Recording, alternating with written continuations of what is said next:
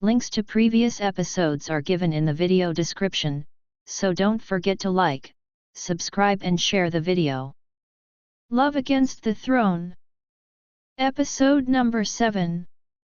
Chapter 32. Gemma's POV. As we walked into the mall, of course, there were onlookers. The Queen arriving with a group of men clad in black was something to talk about. We decided to go to the baby store first. You know this is going to start gossip. I smiled at Delilah. She shrugged. We are just looking. We walked into the store and started cooing at baby clothes and toys. Delilah and Ainsley were looking at Anisis, and I found myself in the toddler clothing section. I sighed sadly as I missed my baby boy. I picked up a little shirt with a tiger on it. I just had to get it for Nikki. I picked up a few more. I found the girls in the corner of the store looking at blankets. They turned, and Delilah sighed. You must miss your son, hey? I nodded sadly. So much. I held up one of the shirts I found for him. He loves tigers. A laugh came out of me. I know a werewolf that loves tigers. That's cute.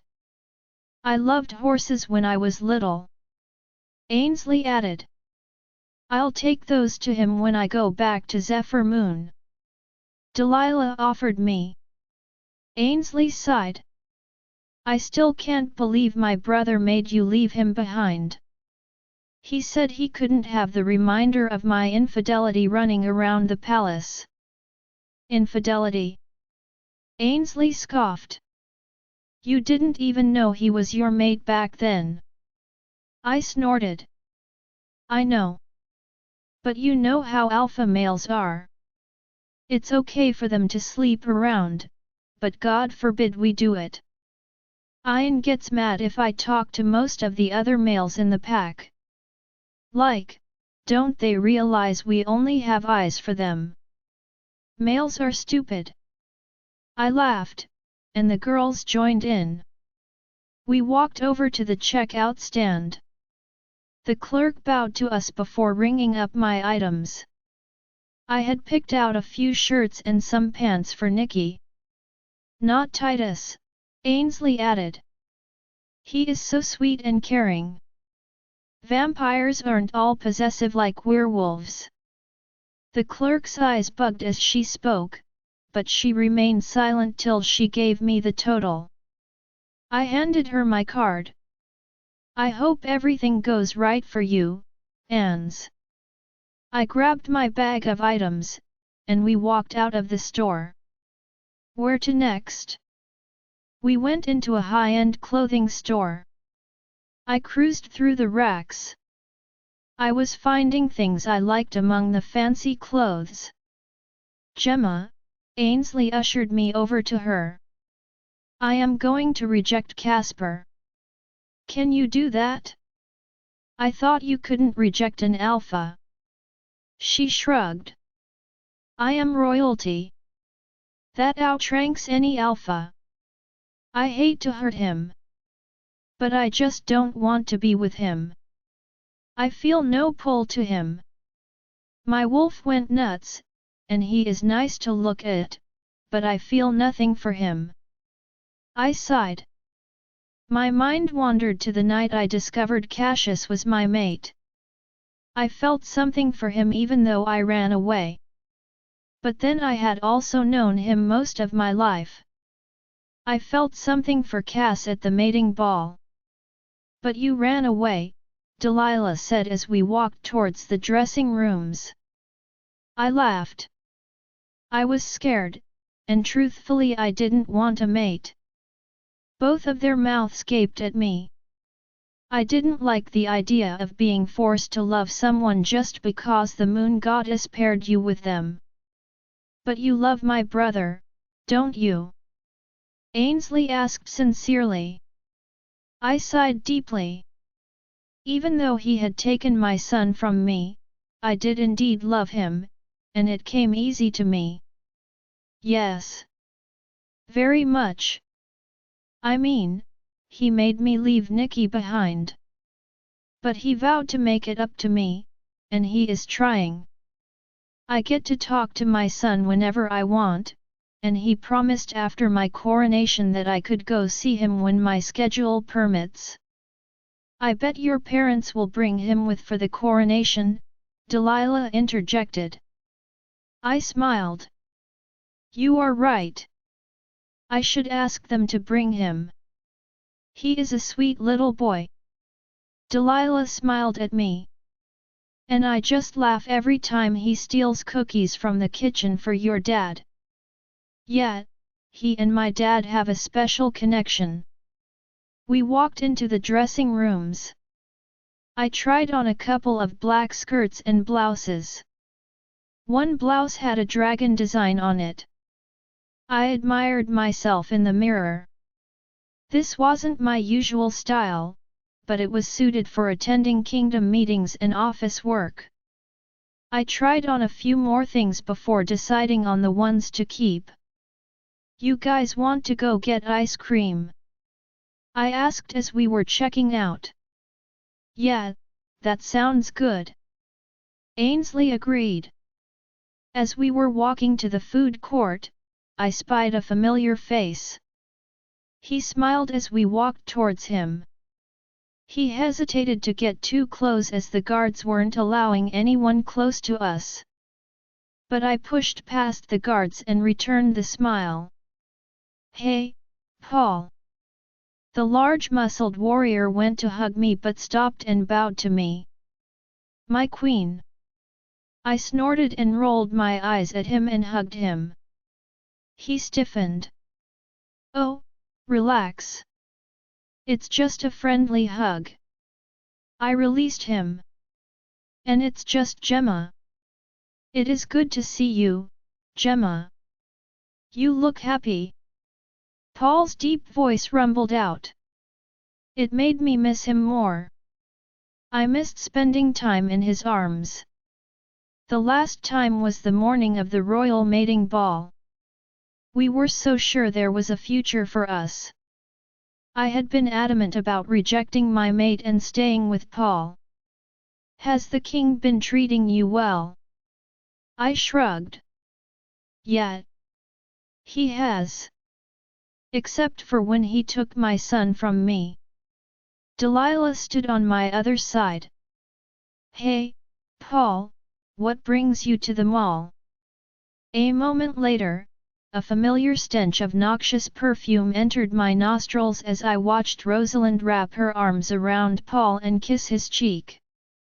She smiled at Delilah and then looked at me with a sneer. Oh, if it isn't our queen. Her voice dripped with disdain.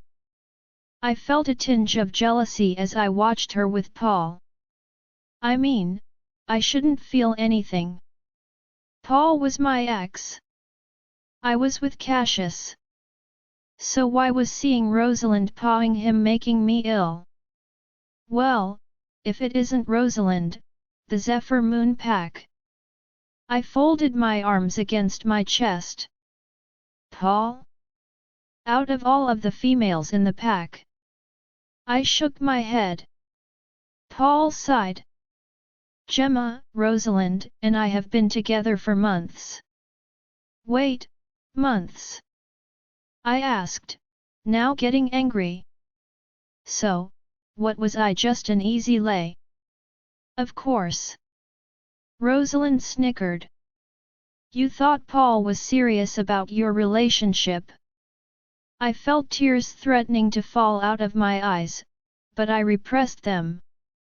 Gemma, this isn't worth getting mad over. Leonora tried calming me. I looked at Paul. Do you have anything to say for yourself? He looked at the ground. I'm sorry, Gemma. But Ros and I have been friends all of our lives. I care about you. Yeah, I get it. I was an easy screw, I growled as my fists balled up. You are in Paul. Rosalind snorted. Why are you getting mad, Gemma? You are mated to the king, for crying out loud. I shook my head. I honestly do not know why I was angry. You are right. I moved on to something better. Gemma, please. Paul pleaded with me. I didn't mean to save it, Paul. I thought we had something special, but you are just another typical male. You and Rosalind are perfect for each other. I just hope you don't get scabies or gonorrhea from her. Rosalind snarled. Oh, like you are any better. The king is stuck with someone for a queen. I mean, he couldn't even handle your bastard whelp. I saw red as Leonora snarled in my head. Insulting my pup was over the line. What did you call him? My voice was like venom as I felt a hand on my shoulder. Come on, Gemma. She isn't worth it. Delilah tried to calm me down. She glared at Rosalind. Well, I am not wrong. He is a bastard. You weren't mated to his father who, if I remember, ditched you as soon as he found his actual mate. Rosalind knew how to push my buttons. You know that brat has been calling Jeremy's mate mommy. Not that I blame him. You just up and ditched. She didn't finish the sentence because I punched her stupid face. She fell backward against the floor. I jumped on top of her and began hitting her face. She cried out as her face became bloodied. Strong arms pulled me off of her. I struggled as Sam, and one of the other guards held me. Let me go. I growled. No, Your Majesty, Sam said calmly in my ear. I struggled to free myself from the guards. I felt Leonora fighting to take control. No one insulted our pup. Let me at her. Delilah was kneeling beside a now unconscious Rosalind. She needs medical attention. Let her die, I growled, almost using my queen tone.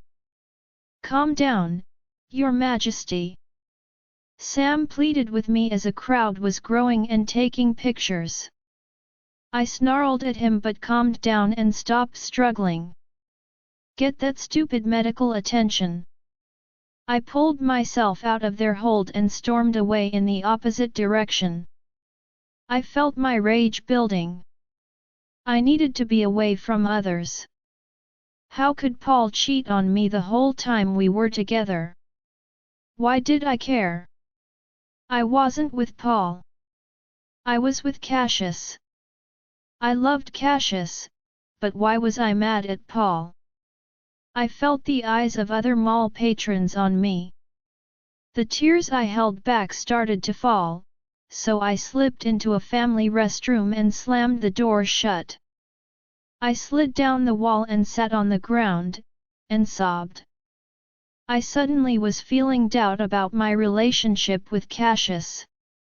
But being the queen, I was only with Cassius because of the mate bond.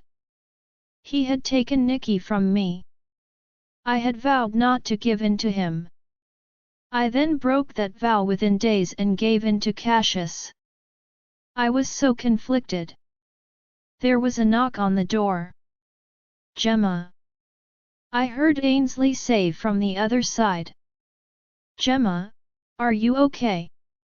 I ignored her and kept sobbing on the dirty floor. What is wrong with me, Leonora? I asked my wolf. I know I love Cassius. But now I sobbed harder as my wolf stayed quiet. You are not going to break down the door, Sam.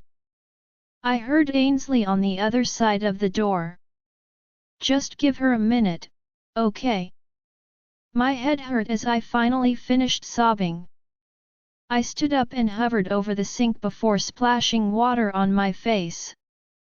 I used a paper towel to wipe off the water and my tears.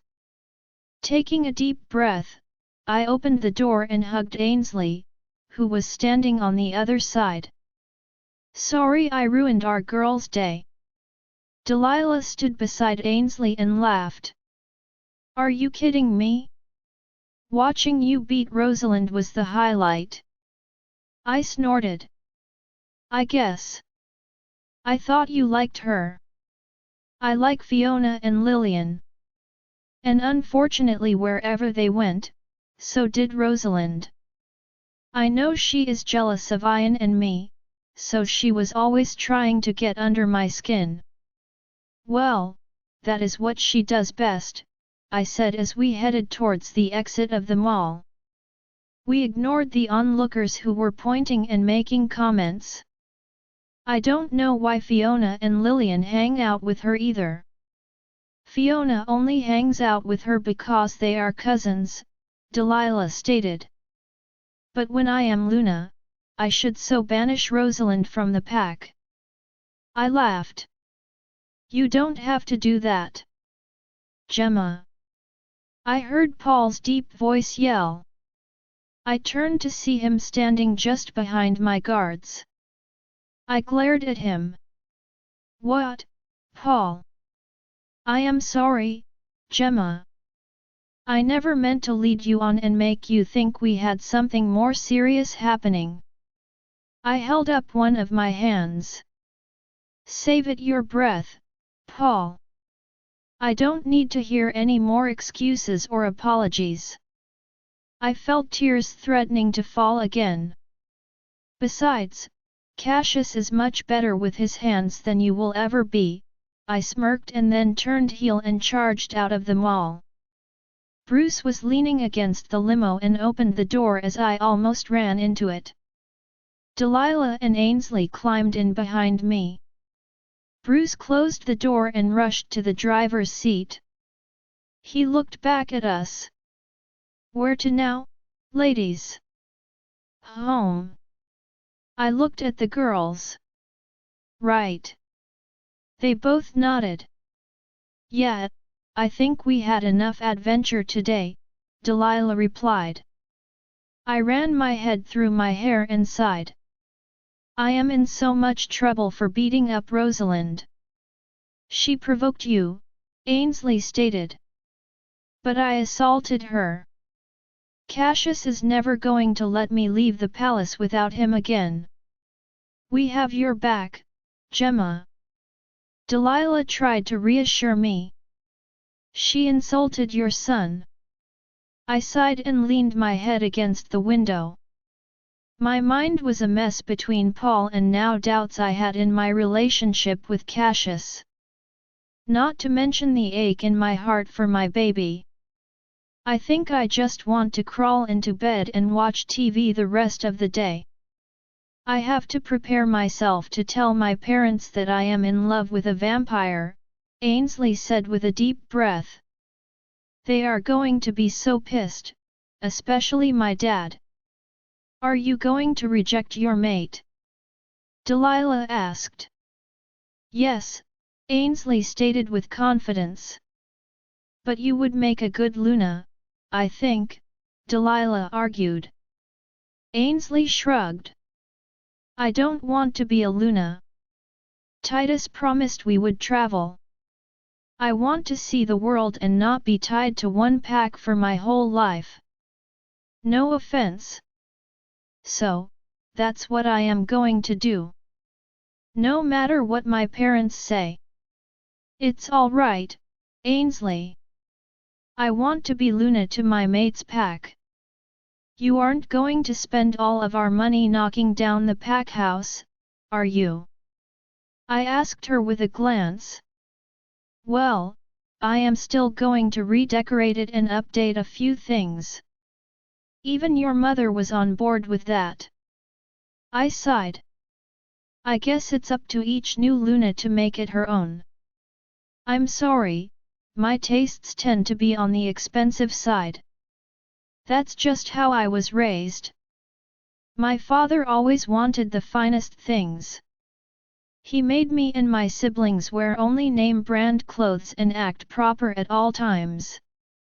He doesn't treat the Omegas as nicely as your pack does. That must have been a shock to you. At first, it was, Delilah explained. But then your mother explained that happy Omegas are more loyal, which I get. My dad had problems with leaks and spies in our pack. I now suspect it may have been disgruntled Omegas. I smiled. You will make a good Luna, Delilah. I turned to Ainsley. Do you want me to be with you when you tell your parents about Titus? She shook her head. No, I think I need to do this on my own. The limo pulled to the front of the palace, and we piled out.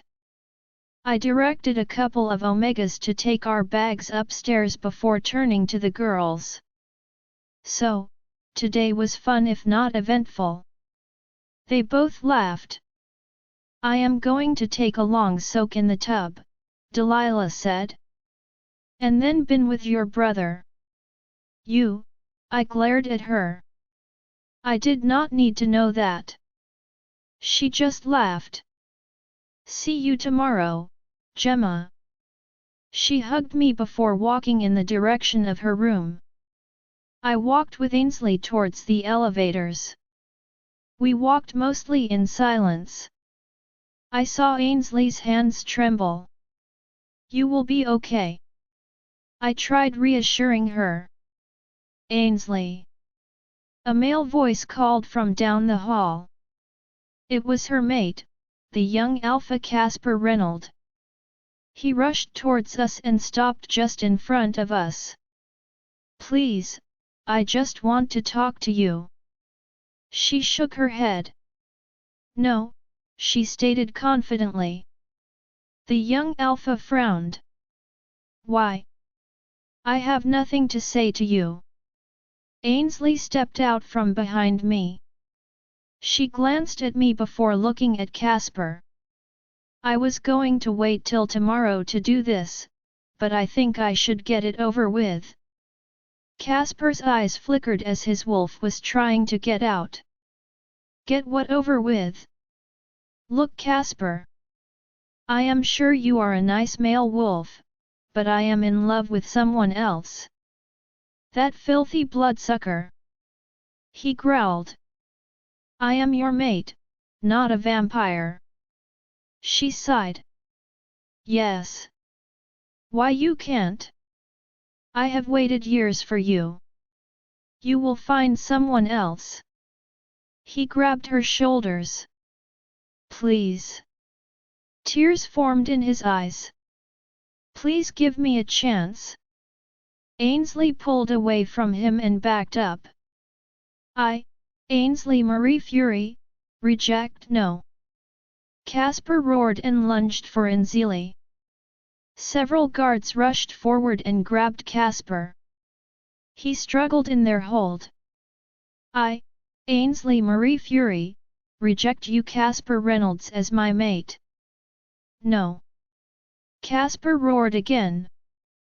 I do not accept your rejection. He fell to his knees and clasped his hands together. Please, Ainsley. Give me a chance. Just Ainsley snarled. Take the hint, Casper. I don't want you. The doors to the elevator opened, and she walked on with her back turned to the sobbing young alpha. I followed her silently and watched as the young alpha collapsed to the ground. I sighed and stepped out of the elevator, and approached Casper.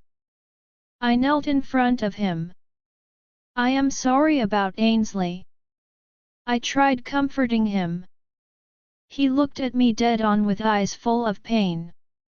Why does the goddess hate me? He stood up and then ran down the hall, shifting into a dark grey wolf. A guard opened a door so that he could run outside. I sighed and looked at one of the guards who had been holding him. Please keep an eye on him. Make sure he doesn't harm himself or anyone else. Yes, Your Majesty. The guard bowed. Sighing heavily, I waited for the elevator to return so I could go up to my room and just hide from the world. It opened, and I walked on and slumped against the wall. The heaviness of today's events was wearing on me. I needed to call the one person in the world that could always make me smile no matter what. The doors opened, and I rushed to my room.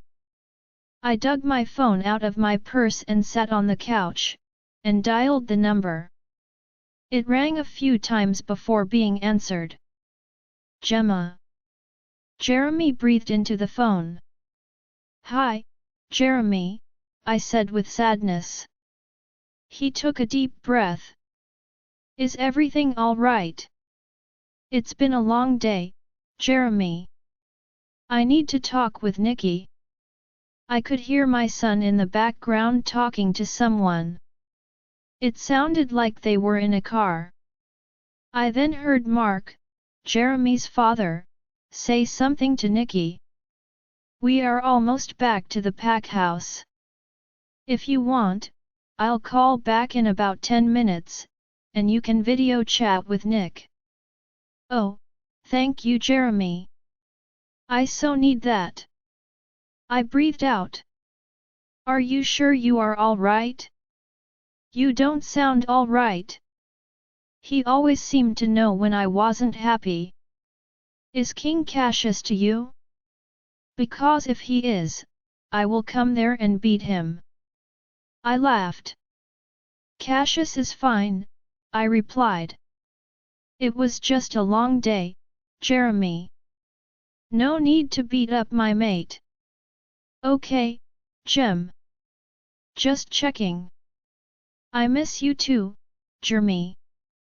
You always know how to make me feel better. He laughed lightly. It's almost like we grew up together. So, I'll call you back in a few. Okay. I sighed. Thank you again, Jeremy. He hung up the phone, and I waited silently for him to call back.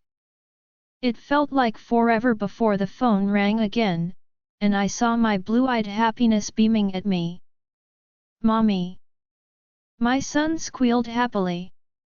I couldn't stop the tears that streamed out of my eyes. Hi, Nikki! Did you go fishing with Daddy and Papa? I caught a fish this big. He spread his little arms. Papa said he was proud of me. I laughed. That's great, baby. I'm glad you had fun. Mommy, why are you crying? His little brows furrowed in concern. I wiped my tears away. I am just happy to see you, Nikki. I miss you, Mommy. I miss you too, Nikki. I hope everyone is good to you. I wanted to be able to hold him. Leonora whimpered sadly. She missed our pup too. I will see you very, very soon. I promise you. Can we watch Cars together? He asked. Of course we can, I said to him. He looked away from the camera for a second. Coming, Mommy! He yelled to someone that wasn't me. I could feel anger boil within me.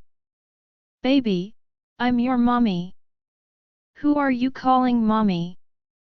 He looked at me with confusion as I heard Esther's voice in the background talking to Jeremy. Oh no! He is not calling Esther mommy. I said as Leonore growled. Sorry, he looked down as tears fell from his eyes. Oh, no, baby. I'm not mad. I tried to reassure him. Jeremy's face hovered into the frame behind Nikki. I'm sorry, Gemma. He sometimes accidentally calls Esther, Mommy.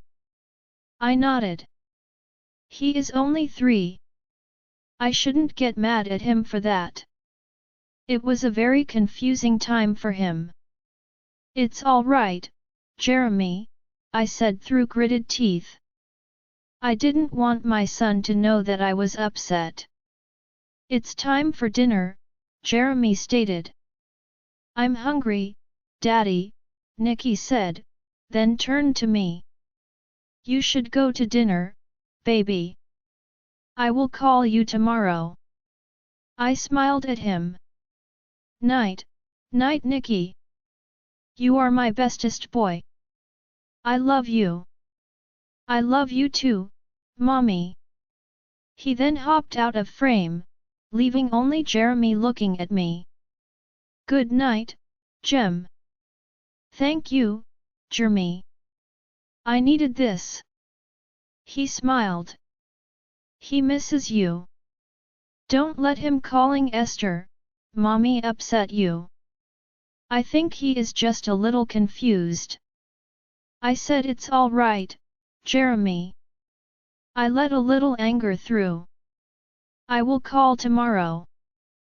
Bye. I hung up the phone before he could respond. I threw the phone on the cushion next to me. I stood up and walked over to the bed and buried my head into a pillow, and screamed. Then I got up and walked into the bathroom, and stripped off my clothes. I took a long shower. After I got dressed in a nightgown, I crawled into bed with my phone in hand and scrolled through social media, and chatted with some of my friends back home. Then the door opened, and Cassius's scent filled my senses. I looked up at him and smiled, but he did not smile back. He looked angry. His blue eyes narrowed in a scowl. Hello Gemma, mind telling me what happened today? He said in a jarringly cold tone. Cassius's POV after relaying orders to Bruce, my driver, Sam, and his squad, I slid into a black SUV with Maria and 2 other warriors. There were 3 more SUVs of warriors behind us. We were going to Red River Pack to assist Deke and the warriors already present in quelling tensions with resistant members of the now-defunct Silver Paw Pack. Deke reported that the deceased Alpha's brother was now claiming he was the rightful Alpha of Silver Paw and did not want his pack dissolved. The Alpha of Red River had one claim on Silver Paw fair and square. I was annoyed I had to go there on a Sunday. But as king, my work is 7 days a week. 24 hours a day, no matter what. I'm sorry for earlier. Maria piped in suddenly. My eye glanced her way. Sorry for what, exactly? My voice conveyed more annoyance than I meant. For saying Gemma had nice tits. She stated plainly. The warriors up front looked back at us. I growled lowly at them. I guess it's all right. I shouldn't be looking at other women. Angela would be mad at that. A snort escaped my nose. You are right. You shouldn't be checking out someone else's mate. Especially when that mate is mine. She just laughed. Yes, whatever you say, jealous buffoon. I rolled my eyes as she used the name Gemma had called me. I am not a jealous buffoon. The driver snickered and glanced at the warrior sitting next to him. Do you have something to say, Lawrence? I asked him, the tan-hued warrior with light brown hair. He shook his head frantically. No, sir. Sounded like you have something to say. Sorry, I just thought Delta Hall, calling you a jealous buffoon was funny. He confessed. It sounds like something my mate would call me. I laughed. It was Gemma that called me that. Maria was just repeating it. Well, I'd be a bit upset if someone else was looking at my mate. Even if that someone is another female. Maria snorted. Whatever, Larry. Focus on the road. Oh, don't get all hurt, Maria. I mocked her. You brought it up in the first place. She folded her arms. I was just trying to apologize, and here you are mocking me, you big oaf. Big oaf, am I? I snorted. I am your king. You will not use such insults. Her eyes rolled.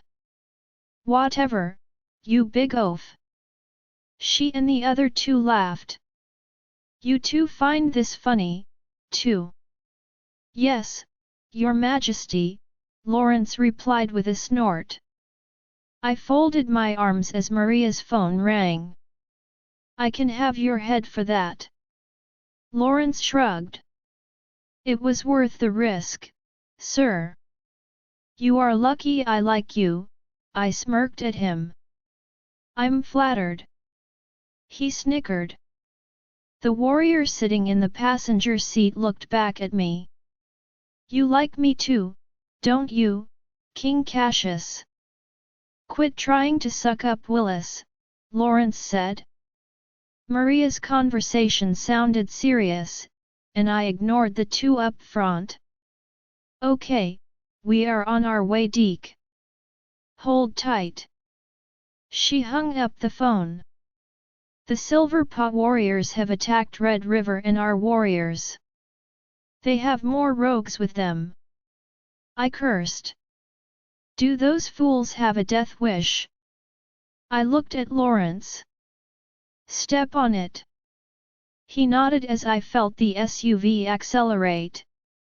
We need to hurry up and get to Red River. I mind-linked the warriors in the vehicles behind us. It took almost an hour to finally reach Red River, and Deke had called back a few times to update us on the fight. While our side was holding their own, the warriors from Silver Paw were strong and not making it easy. The SUVs slowed as we approached Red River's borders. None of their warriors were there to greet us. I knew it wasn't a good sign. Keep going, Lawrence, I ordered him. He stepped on the accelerator. I could hear the howls as we went deeper into the territory. I saw smoke rising from different places. My heart raced as we neared the pack house and could see warriors from both sides fighting to the death. Stop here, I growled out loud and through the mind link. I opened the door and ran towards the fighting. The stench of rogues reached my nostrils, making me ill. I was on a slight hill that overlooked the clearing where most of the battle was taking place. I could see my warriors engaged with rogues. There were piles of dead littering the ground. Taking a deep breath, I issued a roar-like growl in my King Alpha tone. Most of the fighting stopped as almost everyone, even the Silver Paw warriors and some rogues, dropped to their knees. The rogues who didn't kneel were momentarily stunned. I pointed to the rogues. Kill them, I ordered the warriors who had just arrived with me. I ran with them and dispatched a couple of rogues. I ran to my Beta Deke and Alpha Thomas, who were still on their knees. Deke, get off your knees. My Beta rose to his feet. Sorry, you know, even I can't resist your tone. Royal warriors and Red River warriors rise, I ordered. The Silver Paw members remained kneeling. I pointed to them. Arrest them. I turned to Alpha Thomas, who was standing beside Deke. Which one is claiming to be Alpha of this ragtag group? Alpha Thomas pointed to a young man who looked similar to Alpha Brown. That it's Tyler Brown. He is Alex's younger brother. Bring him forward, I ordered. The young wannabe alpha growled and struggled as my warriors dragged him towards me. This is my pack. He growled as he was thrown at my feet by my warriors. Care to repeat that? I said to him. He stood up and looked me in the eyes. I am the rightful alpha of Silver Paw upon my brother's death. I had to admit the kid had guts to stand up and face me. I folded my arms as I watched my warriors kill the remaining rogues. The rest of the rogues were dead or severely injured. The Silver Paw members were kneeling in the grass while surrounded by my warriors. Alpha Thomas here won the pack fair and square when he killed your brother. Tyler growled. He had no right. No, he had a right. I was there when your brother challenged him. I was also there when Alpha Thomas won the challenge. It was your brother who chose death. What Alpha Thomas did with the pack was his choice. But I was willing to take over as Alpha and keep Silver Paw intact, but this old fool wanted to break us up. Alpha Thomas growled. You are even less fit to be an alpha than your brother was. I did what was best for both packs. You don't know nothing about me, old man. The youngster snarled. Enough. I barked, causing Tyler to bow his head. Tyler Brown, you are under arrest along with the traitors from Silver Paw. I nodded at Maria, who took charge of taking the Silver Paw members into custody. I faced Deke. Did you figure out why they were able to recruit so many rogues so fast? I heard growls from Tyler as I looked over. He was struggling against the warriors. You'll just make it worse if you keep struggling, Mr. Brown. You. He growled at me. I charged towards him and grabbed his chin as he was being held by 3 of my warriors. Care to repeat that? I hissed in his face. He spat in my face. I, Tyler Brown, challenge Alpha Gerald Thomas for Silver Paw Pack. I laughed as I wiped his saliva off of my face. You can't challenge for something that no longer exists. Fine, I challenge you. My warriors all laughed at the foolishness of the whelp.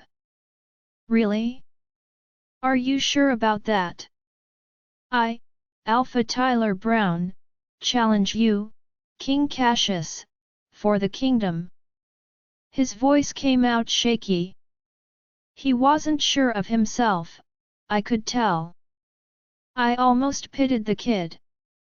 He had pretty much lost everything. I rolled my eyes.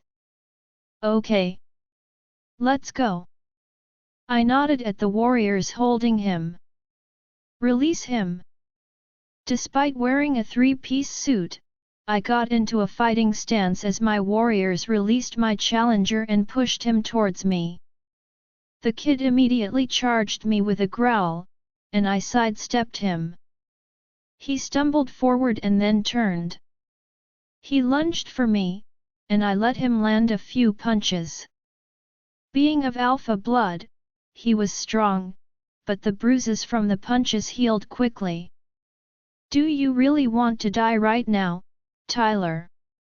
I punched him hard enough that he flew back a few feet. You still have a chance to surrender. You. I would rather die than surrender. I'll win and become king, then claim her as my queen. He sprang to his feet and rushed me. I grabbed him and held him in a headlock. One more chance, Tyler. He had just insulted Gemma, but I was somehow calm. I wanted the kid to surrender, so I didn't have to kill him, but he wasn't willing to. He snarled and fought as I held him. I will win! He screamed. I cannot wait for your queen with an irritated sigh, I easily tore his head from his sorry body. I held up his severed head in my hand and looked at his pack members. Is there anyone that would like to challenge me? Their eyes were wide as they looked at the head of their leader in my hand. No one spoke. I dropped the head next to Tyler's body. I got blood all over my favorite suit, I said with disgust. Maria, take the rest of the pack back to the palace and put them with the others. We had about 24 other members of Silver Paw who had refused to submit to Alpha Thomas. Now there were 20 more to add. Burn the corpses and help Alpha Thomas's pack clean up, I said to my head warrior Ward who was standing beside Maria. He nodded to me before barking orders to the warriors. I walked over to Alpha Thomas. Deke was next to him. Such a shame. John Brown was a good alpha. He would be so disappointed in how his sons turned out, Alpha Thomas TSKED. He looked me up and down. I can have my Omegas clean your suit if you like. Before it stains. I sighed. That would be good, thank you, Alpha. I'll let you change in my room and bring you some clean clothes and have your suit cleaned. Then I have information from my investigation of Silver Paw on how they recruited so many rogues. Deke cut in. I nodded. Okay, meet me in Alpha Thomas's office. I'll be there briefly after I change my clothes. The Alpha then leads me into his pack house. His pack members bowed as we headed to his room. The pack house was significantly smaller than most I had seen, still considered a mansion by most housing standards. The rest of my pack live in their own houses. Only I and my Beta's family live here, Alpha Thomas explained. We reached the 3rd floor, and he led me down a long hall, opened a door, and led me into his room. It was a nice-sized room with a king bed and sitting area. It was clear there hadn't been a female touch for years, though. Wait here, he said before disappearing into his closet. A moment later, he walked out with clothes in his hands and set them on a couch. I'll be in my office waiting with your Beta. If you want to take a shower, you may. Just set your suit on the couch, and I'll have my Omegas pick it up when you are done. Thank you, Gerald, I said to him as he walked out of the room. Sighing, I started changing out of my suit. I decided I would shower even though it was a bit awkward to use another man's shower. I just stunk of blood. After the shower, I put on the borrowed t-shirt and sweatpants. They were tights as Alpha Thomas was a bit smaller than me. But they weren't too tight not to work. I headed down the hall and entered the office. The Alpha and Deke were laughing about something as I walked in. I acknowledged his Beta as I sat down in a chair in front of the desk. Better. Alpha Thomas smiled as I sat down. I shrugged. Yes, thank you, Alpha. I turned to Deke. So, tell me your findings, Deke. My Beta picked up a file that had been sitting on the Alpha's desk and handed it to me. I opened it as he began to talk. Apparently, the boy's father, Alpha John Brown, had a run-in with someone claiming to be the Rogue King. They made a deal in exchange for a significant amount of money. The so-called king would provide armies of rogues at a moment's notice. I couldn't find anything that explained why Alpha John Brown made the deal, and his Beta is not among the pack members. That's because he is dead. Alpha Thomas added. Didn't Alpha Alec have a Beta? I asked. He nodded.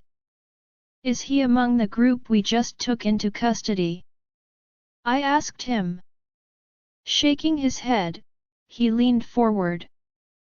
No, he was one of the ones that submitted and is now part of this pack. Call him in. The Alpha nodded his head, and his eyes glazed over for a second. He'll be here shortly.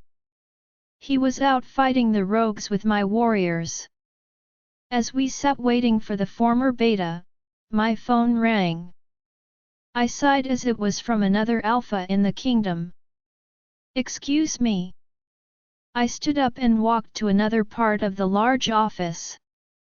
Hello, this is King Cassius. Your Majesty, came the somewhat familiar voice. I am Alpha Blake Reynolds of Rocky Mountain Pack, and I have an important matter to discuss with you. His voice made it clear he was serious. Explain. It seems my son and heir, Casper, has found his mate, the Alpha began. His mate is your sister Princess Ainsley. My jaw dropped open. Wow, good for my sister. I heard him take a deep breath. Yes, it seems Casper was in a restaurant with some friends of his at the same time as your mate and sister. Your mate interfered and had him taken into custody and locked up at the palace. I can't believe Gemma would do that, Alpha Reynolds. I'm sure she had a good reason. She was protecting a vampire who, according to my son, was being inappropriate with your sister. My son was afraid the vampire was harming Princess Ainsley and tried protecting her, at which time the Queen, he said Queen with a hint of disdain, had him arrested. I took note of his attitude when he mentioned Gemma. I'm sorry that happened, Alpha. She knows how much I respect the goddess's gift to us. As I said, she must have had a good reason to do what she did. If I may be frank, Your Majesty, I have heard that your mate is quite rough around the edges. The rumors I heard were she slept around quite a lot and has a child out of the mate bond. So, excuse me if I don't have any respect for her actions. I demand you rectify it immediately so my son can be with his future Luna. I growled. First of all, Alpha, those rumors you have heard are just that, rumors. So she doesn't have a child out of the mate bond. Well, that much is true, yes. And second, Gemma is a bit rough around the edges, but she is my mate and your queen. You will respect her as such. She is also smart enough to know not to interfere with the mate bond unless there was a good reason. And third, making demands of me will get you nowhere. I am still your king, and you will respect that. I growled as a young man walked into the office. His eyes widened as he spied me. He was quietly urged to take a seat by Alpha Thomas. Come to the palace tomorrow, and my parents and I will discuss the matter with you. Be there 9 am sharp. Yes, Your Majesty. My mate and I will be there. My son had better be out of custody by then. He has a right to his mate, he said with attitude before hanging up. I pocketed my phone and looked at the 4 men in the room. Deke had a raised eyebrow. What did Gemma do now, and why does it involve Ainsley? With a sigh, I returned to my seat. It seems my sister found her mate today and then Gemma had him locked up. Deke looked like he was about to laugh. Wow! Our little Ainsley found her mate. He mock cried. And then Gemma locked him up, I mumbled with irritation. I wanted to have faith in my mate to do the right thing. I'm sure she had a good reason for it. Gemma doesn't seem the type just to lock up wolves for no reason. Alpha Thomas and the others were looking at us. I shook my head to focus on the current task at hand. My eyes traveled to the young man who had just walked in. You were Alpha Alec Brown's beta. The young brown-haired wolf nodded. Yes, Your Majesty. I am Grey. And you are currently a member of Red River Pack. I agreed to become a warrior for Alpha Gerald. I gave a glance to Alpha Thomas. This is true. The Alpha nodded his head. Yes. He has so far proven himself competent as a warrior. Are you aware of a deal the previous Alpha made with some sort of rogue king to acquire an army of rogues in exchange for money? The young former beta looked confused. I knew about the rogues, Your Majesty. I don't know how or why we acquired them. I don't think my father, the previous beta, knew why. Alpha John was very closed off even to his sons. As far as I knew, Alpha Alec knew nothing, but then he kept a lot from me. He explained. Did you ever see this so-called king? I asked him. Yes, I believe so. A man in a black hooded cape would come to the pack house about once a month, but it was always at night, and I never saw his face. He didn't smell like a wolf, however. Not even a rogue wolf. I glanced at Deke. Did you find anything about this rogue king in the Silver Paw Pack house? No, I didn't, Cass. Do you want me to take a team and go back to see if perhaps we missed something? Yes, check for secret rooms or compartments. I would suggest you look in the dungeon. There was a secret room down there. Grey suggested to Deke. I can show you where it is. I don't remember how to get in. But I saw Alpha John and my father go in there. I'm not entirely sure what's in it as my father wouldn't tell me, and I don't know if Alec ever went in. Okay, Grey, you will go with my beta and assist in the investigation. He smiled at that. Okay, whatever I can do to help. There was a knock on the office door. The Red River beta answered it and let Maria in. Cass, we have secured the rest of the Silver Paw rebels. What would you like us to do with them? She glanced between myself and Alpha Thomas. Like I told the king yesterday, execute them for all I care. They put my pack in danger. Grey stood up. Your Majesty, please don't. A lot of them were compelled by Alpha Alec to follow his orders no matter what. Then after his death, Tyler threatened the lives of their families if they surrendered to Red River. How did they not get to you? I have no one to threaten, Your Majesty. The young former beta replied sadly. But most of them are good men. I took a deep breath and looked at my delta. Interrogate them. Find out what you can about a rogue king and anything about a deal between him and the previous alphas. Then evaluate them and see if they are safe to be placed in other packs. See if what young Grey said was true about the threats. I'll get started on that right away, Cass. She said and then left the room. I turned to Alpha Thomas. Have you had any problems with the Silver Paw members who did submit to you? He shook his head. No, sir. They have all integrated into my pack with no issues.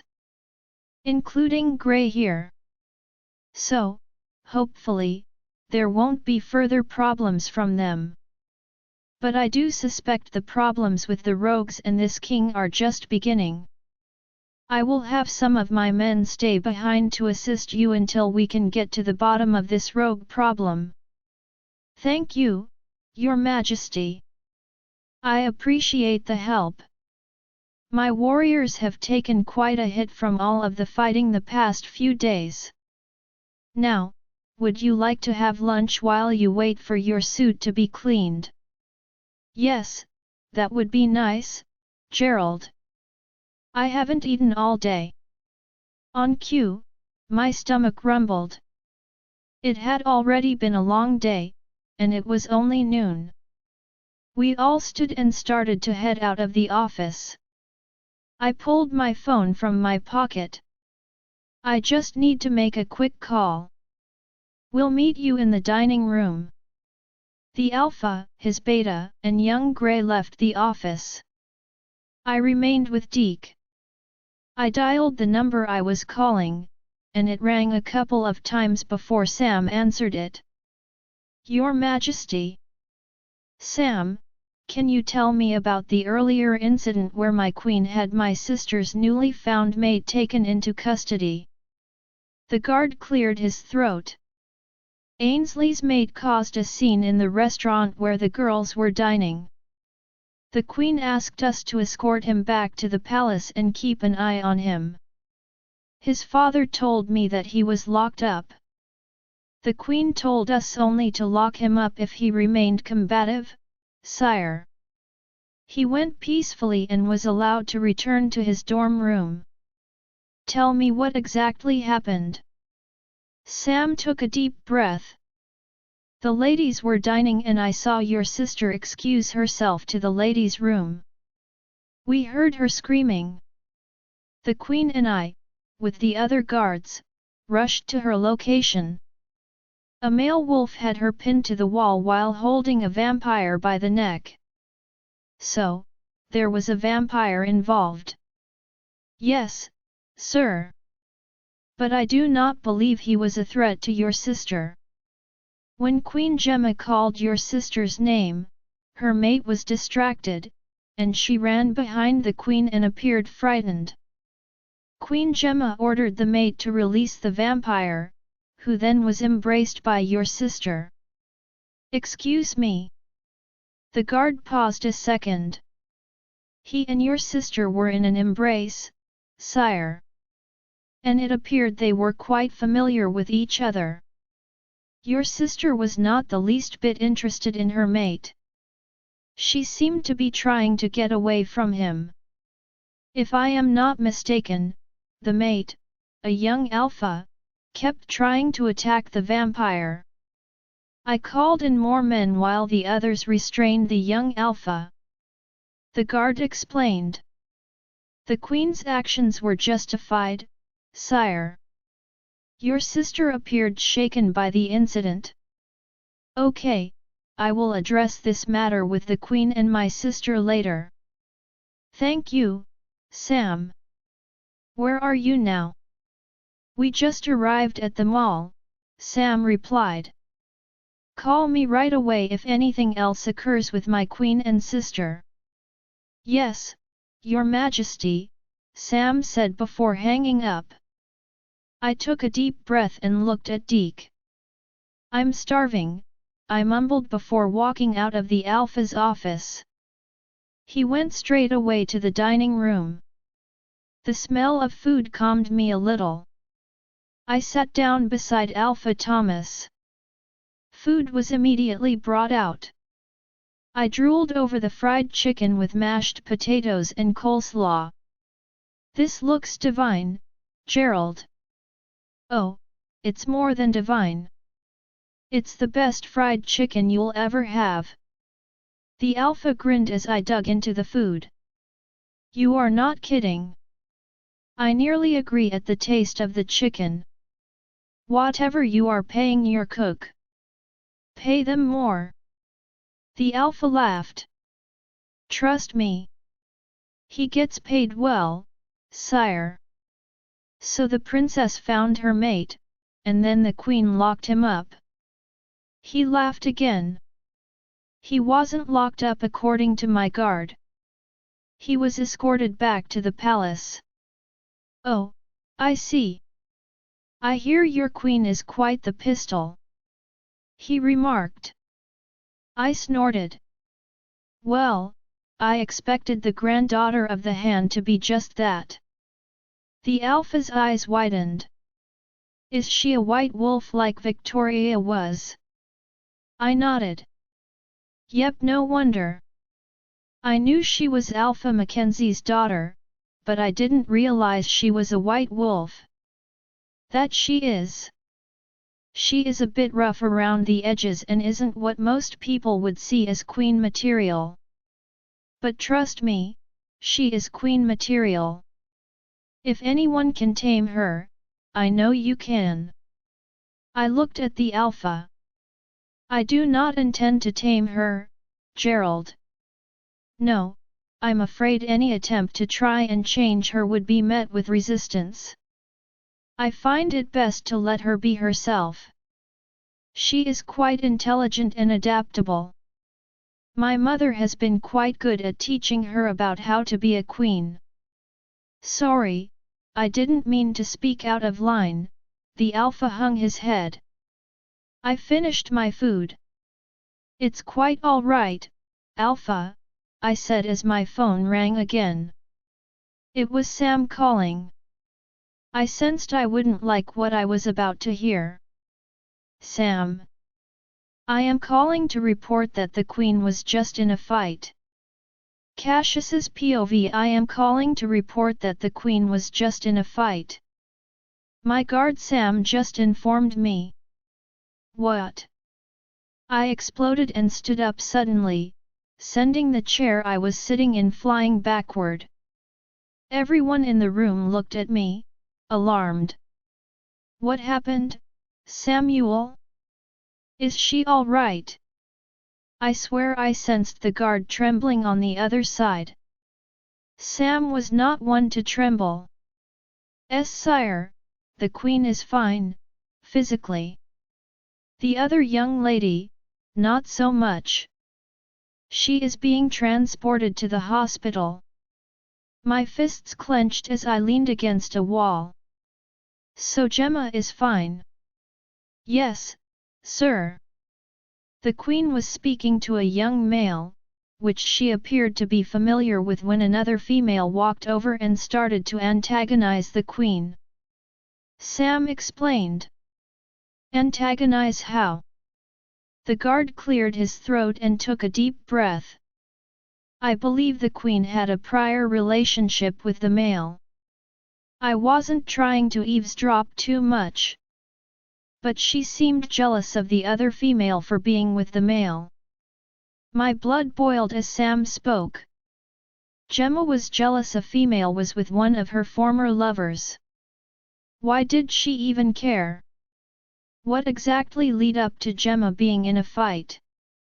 I kept flexing my fists. I needed to hit something but refrained out of respect for Alpha Thomas. The other female started to insult the Queen. I did not hear the exact words. The next thing I knew, Queen Gemma was on top of the female, punching her. Two of the other guards and I pulled the Queen off the female. Then the Queen stormed off. My hands were trembling from anger. My mate had gotten into a fight at the mall over a male. Another male. What was she thinking? Where are you now, Samuel? I hissed out. We are almost back at the palace, sire. Good, make sure Gemma and my sister go nowhere else today, I ordered. I believe they are done for the day anyways. But I will make sure they don't leave. I heard car doors opening and closing in the background. Thank you, Sam. Sorry about the trouble. He chuckled dryly. Trouble I can live with, Your Majesty. I hung up the phone and almost threw it across the room. I looked over at Deke and the others. Deke, finish up here and then head back to Silver Paw. I'm going to run home. Deke tilted his head. Run home? Alone?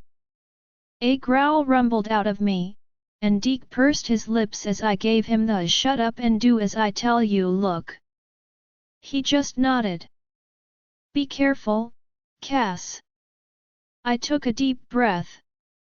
Thank you for your hospitality, Alpha Thomas. Beta Shade will take it from here. I need to leave now before I destroy your dining room. I didn't give him a chance to reply before I tore out of the dining room and out the front door. I stripped off the clothes I was wearing, shifted into my wolf, and immediately sprinted into the woods behind the pack house. Enoch stayed mostly quiet as I ran, letting the cool air calm my anger. What is wrong with her, Enoch? I asked my wolf. Why would she care if a former lover is with another female? It makes me angry too, Cassius. Enoch growled. I'm trying to contact Leonora to see what she has to say. You do that. I growled as we ran.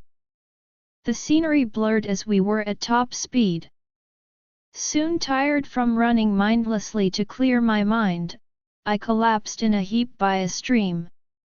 I lapped up some of the cool water and lay down with my head resting on my paws. My heart hurt. Life with my mate was like a roller coaster. So many highs and thrills with huge drops. She loves you, Cassius.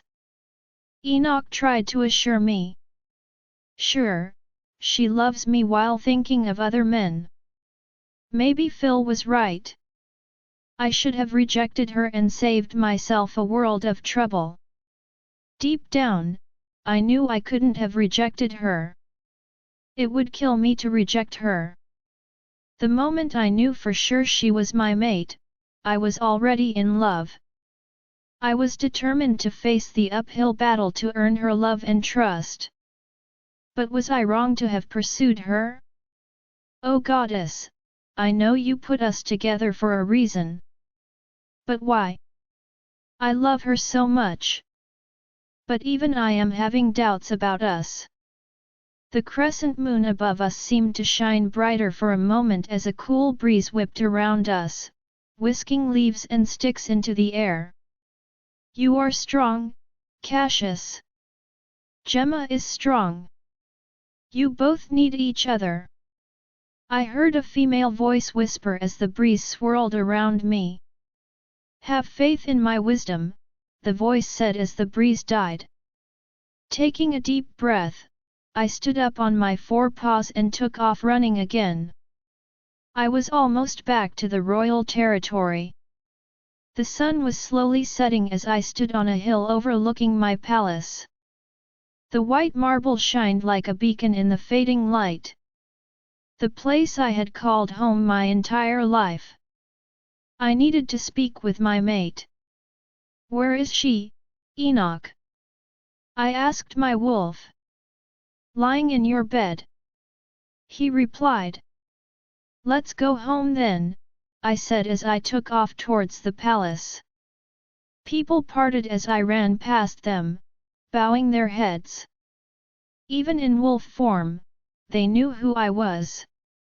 My black wolf was much bigger than even most alpha wolves, and the aura of power just rolled off of Enoch. I stopped at the main entrance as a guard held the door open for me. Could you get me some clothes, please? I mind-linked him. He nodded. Yes, Your Majesty. He stepped inside and returned moments later with sweatpants and a t-shirt. I shifted into human form, not caring I was now in front of several people. Most of them were guards, so it was nothing they hadn't seen before. I quickly dressed in the clothes the guard had procured. Thank you, I mumbled as I walked inside the palace. I walked towards the elevator and went to push the button, but it opened, and my sister walked off. She was dressed in a short red dress covered by a tan trench coat with red heels on her feet. She gasped when she nearly collided with me. Cassius! She yelped. I raised an eyebrow at her. Ainsley, where are you going? I am, she stuttered. I'm hungry. She finally squeaked out. So I am going to the kitchen. My arms folded against my chest. Dressed like that? She looked down at herself. Oh, I have been wearing this all day. I knew she was lying. She was my sister, I always knew when she was lying. Right. Where are you going, Ans? She scoffed. None of your business, Cass. She flipped her brown hair off of her shoulder. I'm 18. She tried walking away, but I placed my hand on her shoulder and stopped her. You may be 18, but I am your brother and the king, so you will tell me where you are going. I growled lowly at her. Or I can call Dad, and you can deal with him. She frowned. Please don't call Dad, she sighed. I met my mate today. I was just going to go see him. She smiled at me.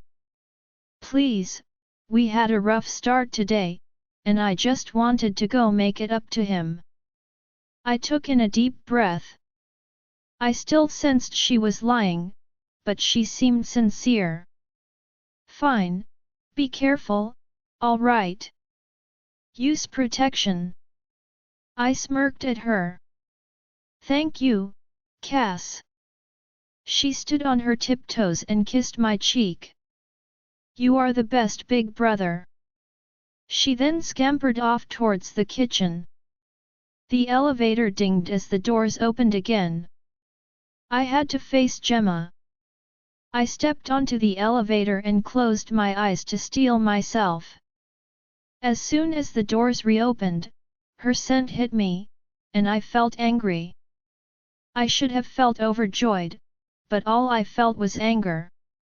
Her scent overwhelmed me as I opened the door and stepped inside. She was sitting in our bed scrolling through her phone.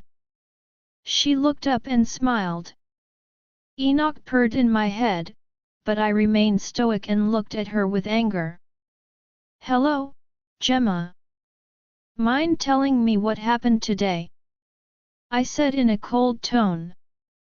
She shrank into her pillow as I stepped towards her. She shrugged. Oh, you know. 3 young ladies went to the spa and then the mall. Nothing to tell.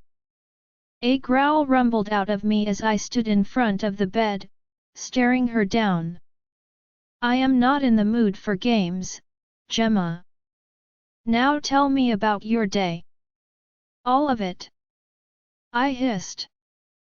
Her violet eyes looked up at me with fear. She shuddered as her body trembled under my gaze. I hated making her scared. She sighed and looked at the bed. Where would you like me to start? She said quietly. Tell me about the fight at the mall. She looked up at me, momentarily confused. Yes, I already know about everything that happened today, but I want to hear your side. She furrowed her brows. Oh, that was just a moment of stupidity on my part. Why were you fighting over another male? I almost yelled. She jumped. Oh, that. She pushed back the covers and swung her legs onto the floor. She was wearing a pink nightgown, and I had to control my lust as Enoch growled seductively in my head. She stood up and walked over to the couches, and sat down with her back to me. I walked to the back of the couch and stood behind her. I watched her back as her breathing quickened. I gripped the back of the sofa and lowered my face till my lips were next to her cheek. Tell me why you were fighting over another male, I growled lowly. She shuddered. I saw a tear run down her cheek as she stuttered. I saw my ex Paul, then my mortal enemy Rosalind slithered up to him and started pawing him, she explained as I walked around and sat on the couch opposite her. My blue eyes were looking into her violet ones. Why does it matter if your ex, I said ex with venom, has a new female in his life? Because it's Rosalind of all people. How can he be with her? She's awful.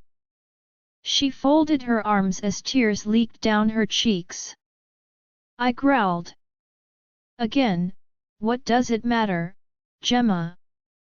I said louder than I intended. I don't know why it matters, Cass. It shouldn't. But for some reason, it made me angry to see them together. Then Paul told me that they had been together for months. She stood up. Months. She paced in front of me. I was the other woman. I can't believe he was cheating on me. She rambled as I just leaned back on the couch with my arms folded. Cheating on me with that, Rosalind. I took a deep breath and pinched the bridge of my nose. Again, why does it matter? It's in the past. You have me now. She sighed and stopped pacing. I know. But she paused. Cassius, Paul was the reason I tried rejecting you. My heart ached when she said those words. I thought he loved me, and rejecting you meant I could have a chance at real love. You don't think what we have is real love. I roared as I stood up and grabbed her shoulders. You don't think this is real? I felt my heart race as my face heated. She trembled as tears streamed down her face. She sobbed as I let go of her and turned away from her. Cassius, please. I know now what we have is real love, but what, Gemma? I snarled. When I saw Paul today, old feelings rose to the surface. You want to be with Paul? I shouted. She stepped back from me. And no. I mean, I still felt something for him, and when he told me that he had been cheating on me, it hurt. Like I felt cheap. I put all of my efforts into the relationship, only for it to be nothing but an easy screw for him. Then doubts about us arose. What doubts, Gemma? I love you with everything I have. You are my entire life. Nothing else on this planet matters more to me than you, and you doubt that. Cass, she whispered. I have, she trailed off as she sat on the couch and buried her pretty face in her hands, and sobbed. I knelt in front of her. Gemma, what do you doubt? Tell me. My tone was trying to soothe her. I ran my hand through her silky blonde hair, and she leaned towards me. Everything. I doubt everything. She looked up at me. Her violet eyes tinged red from her tears. My heart ached for her. Moments ago, I was angry, but seeing her breaking down brought me back to earth. She needed me. I tucked a strand of hair behind her ear. What do you mean? Everybody has this assumption that I am this confident, independent woman. And I'm not, Cassius. I constantly doubt everything around me. I doubt I am good enough for you. I doubt I'll make a good queen. I doubt I am a good mother to Nikki. She rambled out. I pulled her into my arms. Her face rested against my chest. Oh, My Gemma! She sobbed against my chest. You are good enough for me. You already are a great queen. And Nikki is blessed to have you for a mother. She sobbed louder as I wrapped my arms around her shaking body. I kissed the top of her head. I love you, Cassius. I love you so much it hurts. She looked up at me. That I don't doubt. I rose and sat beside her on the couch. She laid her head on my chest, and I stroked her hair. I put on a brave face for everyone. I don't want them to think I am weak, she spoke quietly as she traced circles on my chest. You are anything but weak. I sighed and closed my eyes. The anger I felt earlier was gone. I just wanted to sit here and hold my mate. Thank you for showing me your vulnerable side. You can show it to me anytime. I will be strong for both of us. Do you ever have doubts, Cass? I laughed lightly. All of the time. I played with her hair. There are times I doubt I am a good king. Do the people love me? Am I good to them? You are a good king, Cass. Thank you. She looked up at me. Your sister found her mate today. I know. I need you to explain to me why you had him locked up. She lifted herself off my chest and narrowed her eyes at me. I didn't have him locked up. I had him escorted back here and told the guards if he acted up to lock him up. She explained. He caused a scene in the diner the girls and I were in. Ainsley was terrified, and he was trying to attack her friend. So I ordered him to calm down. I laughed. Ordered him? Yeah. Look, I know how you feel about the mate bond, and normally I wouldn't have interfered, but I felt I had to do what I did to protect Ainsley and the other patrons in the restaurant. She was hiding behind me trembling. I pulled her back to my chest. You did the right thing to protect my sister, and I could not be more proud of you. I chuckled. And you doubt you will be a good queen. Now tell me about the vampire. She stiffened. You will have to ask Ainsley about that. I promised her I would not say anything. Great, now my mate and sister are keeping secrets. Look, I only learned about Titus today. Titus. The vampire. She laughed. I won't say anything more. As I said, you need to talk to Ainsley about it. I could tell she was holding back, but I didn't feel like pushing her for answers. I was exhausted and wanted to end the night positively. Has she told my parents about her mate? She said she would. I don't know if she has or not. She replied as there was a sudden frantic knock at the door. With a sigh, I stood up and answered it. My parents were standing on the other side. My mother pushed past me and walked straight to Gemma. My father followed and stood beside me. Hey guys, just come right on in, I said sarcastically. So, we just got home and saw several missed calls from Alpha Reynolds of Rocky Mountain Pack. Something about Ainsley finding her mate today and you locking him up. My mother folded her arms and glared at Gemma. Well, we were eating at this bistro. She said you two frequent a lot, and her mate just happened to show up. He terrified her, so I had him escorted him back here to cool down. And what about the vampire? My father growled while taking a step towards Gemma. I placed a hand on his chest in an attempt to calm him. Gemma shrugged her shoulders. You need to ask Ainsley about that. Alpha Reynolds said you had his son locked up to protect some vampire. My mother stated with an air of anger. He caused a scene in the restaurant, and Ainsley was terrified, is he? She stood behind me and trembled. I had Casper escorted back here to calm down, and I told the guards to only lock him up if he remained combative. She explained. My mother looked at my father. That's not what Alpha Reynolds told us.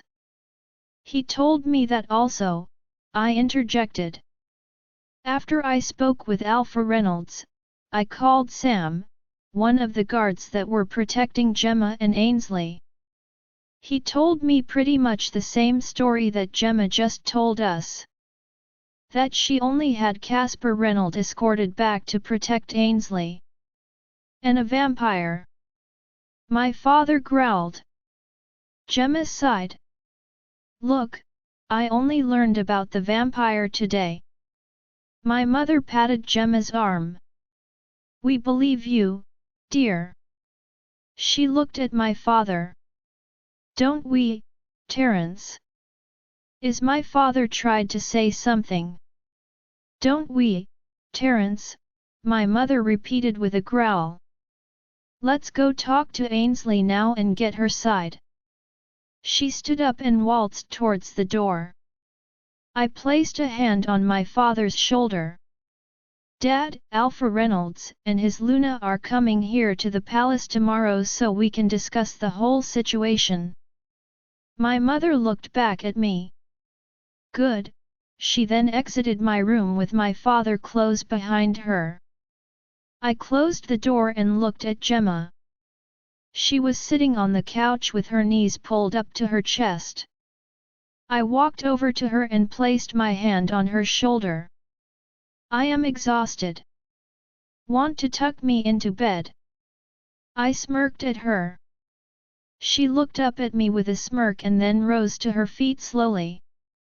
I wrapped my arm around her and placed a kiss on her soft lips. Her arms wrapped delicately around my neck as I deepened the kiss.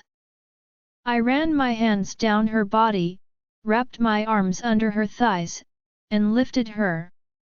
She wrapped her legs around my hips as I carried her to the bed while our lips were still locked together in a fiery kiss. I nibbled her bottom lip as she laid on the bed with me hovering over her. My tongue entered her mouth and fought hers for dominance. I felt myself growing hard at the thought of being in her. I trailed kissed down her neck and licked her mark.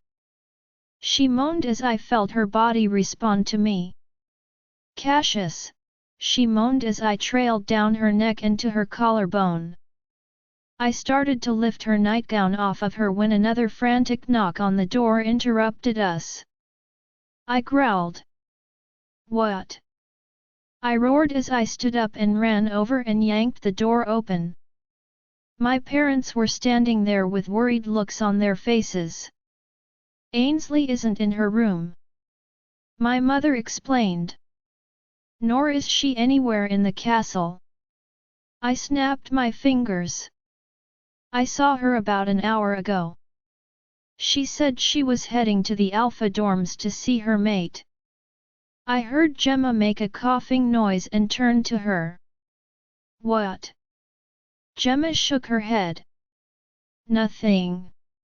We'll go to the dorms and fetch Anzili.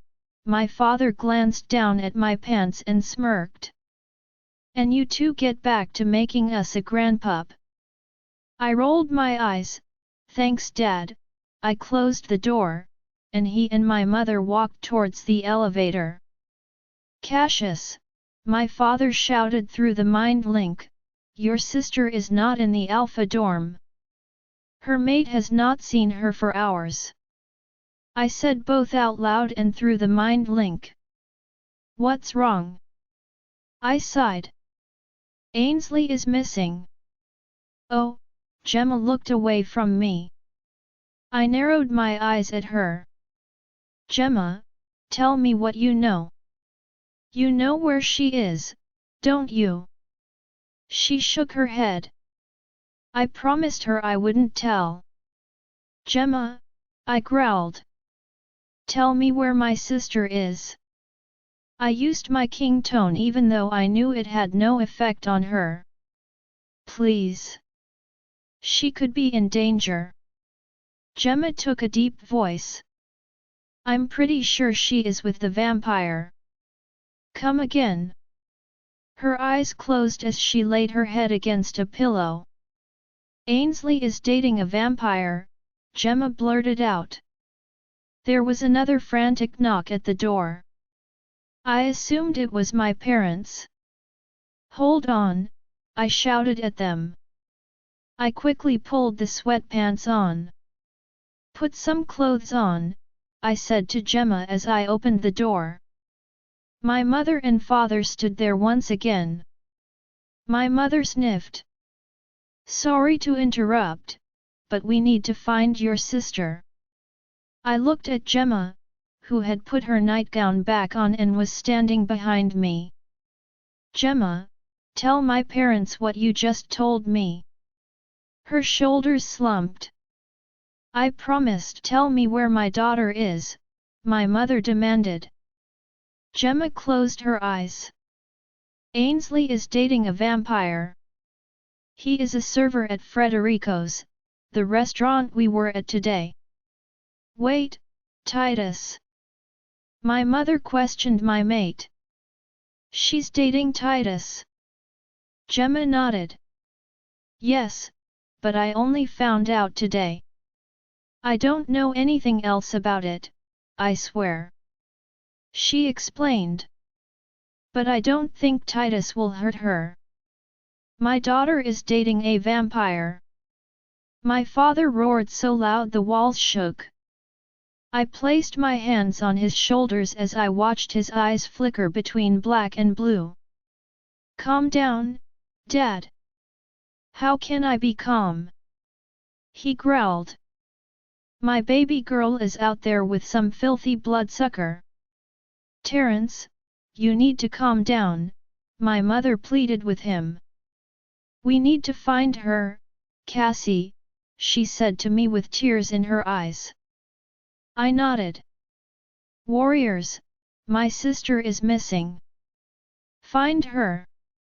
I ordered through the mind link. Ward, meet me downstairs at the front door now. I called as I walked out of the bedroom with my parents and Gemma right behind me. Once downstairs, we went out the front door, where my head warrior Ward was waiting with several others. Princess Ainsley is missing, I stated to them. We suspect she may be with a vampire called Titus. Ward snarled. Want us to kill it? No. Gemma shouted suddenly. We all turned other as she shrank back and hid her face in my back. I mean, don't kill the vampire, please. Let's just focus on finding Ainsley first, I replied to Ward. Where do we start, Your Majesty? Ward asked. He works at Frederico's. I don't know if they are still open or not, Gemma stated. We should perhaps call the owner and ask him for the vampire's address. Fine. Go to Frederico's first. Ward nodded. Yes, Your Majesty.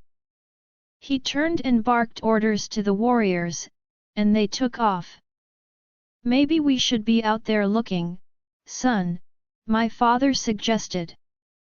Let's go then, I said to him. As we were getting ready to shift, I saw the warriors walking back towards us with my sister in tow. Her tan trench coat was gone, and her red dress was disheveled along with her hair. Ainsley! My mother shouted as she ran to her and hugged her. The rest of us followed. King Cassius, we found the princess just outside the palace grounds, Ward stated. Thank you, I mumbled to him. You can all return to whatever you were doing, I said to the warriors. They all bowed and then dispersed. Wherein have you been, young lady? My mother nearly screamed at my sister. I was visiting my mate, she attempted to lie to my mother. My mother slapped her face. Do not lie to me, Ainsley Marie. You reek of bloodsucker. My father growled. She looked at Gemma. You told them. No, I mean yes. Gemma stammered. But you were missing. Everyone was concerned about you. Gemma. Ainsley shouted. You promised. Don't get mad at Gemma, young lady, my father practically spit at her. You have a lot of explaining to do. How long have you been seeing this vampire? He hissed as he said, Vampire. I had never heard my father sound so angry. Ainsley looked at the ground and said nothing. My mother wrapped her arm around her shoulder. Let's go inside and talk. The kingdom does not need to hear our dirty laundry. I agree, mother, I said as I started walking back into the palace. I had to pull my father along as he trembled with anger. We all silently made it to my office and filed in. I closed and locked the door. The ladies sat on one couch while my father and I sat on the opposite one. There was a moment of silence as my father glared daggers at my sister. My sister huddled between my mother and Gemma. Tell us how long this fling has been going on.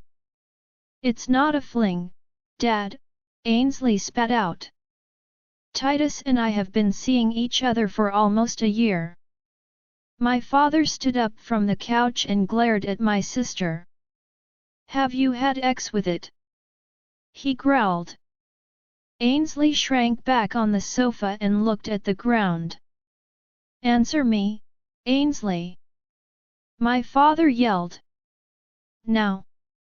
My sister slowly nodded as tears fell out of her eyes. Yes. My father growled loudly and lunged towards Ainsley. I stood up and had to hold him back. Terrence. My mother barked. Your relationship with the vampire ends now. My father roared. Ainsley stood up and glared at my father. Daddy, I love him. She shouted at my father. I had to hold my father back as he tried to lunge for my sister again. And what about your mate? My mother asked her. My sister sighed. I rejected him. I don't want him, mother. I want Titus. No daughter of mine is going to give up her mate to be with a vampire. My father roared again. It was taking most of my strength to hold back my angry father. He may be an older man, but he still was very strong. Cassius, I want you to kill the vampire. Daddy. No. Ainsley cried out and looked at me with pleading eyes. My father ripped himself out of my arms and placed his fists on his forehead. He paced back and forth. I cannot believe this. My daughter is in love with a vampire. Where did we go wrong with her, Isabel? He asked my mother. Dad, look. You know I cannot kill the vampire, especially if he is here peacefully. We don't want to violate the treaty you made with King Romulus, I explained to him. I'm sure Rom will understand when I tell him why the bastard was killed, my father snarled. Just because we made an alliance with them doesn't mean I have to accept one of them my daughter. He stopped pacing and glared at Ainsley. Tomorrow, you will apologize to your mate when his parents arrive, and we will work things out with them. Tears fell down my sister's cheeks. Dad, what part of I don't want him, don't you understand? I do not want my mate. I rejected him. Did he accept the rejection? My mother asked. Ainsley shrugged. I don't know. I don't care. She folded her arms. My father pinched the bridge of his nose. That is not how we taught you, Ainsley. Mates are a gift from the goddess. You don't throw it away for a fling with a vampire. I don't want him, though, Ainsley tried to reason with our father. I feel nothing for Casper. I feel everything for Titus. I am following my heart. That's what Gemma said to do. My father turned a glare onto my mate, who was standing behind Ainsley wide-eyed. You encouraged her to reject her mate. Gemma frantically shook her head. No, I did not tell her to reject her mate. I told her to do what she felt was right for herself. I am so done talking about this tonight, my father said in a strangely calm tone. We can still fix this. He mumbled. What time is Alpha Reynolds expected to arrive here? He asked me. I told him to be here at 9 a.m. sharp. My father took a deep breath.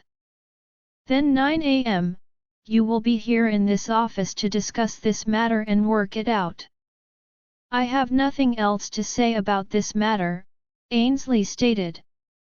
Ainsley Marie, you will listen to your father, my mother growled at her. Do you understand?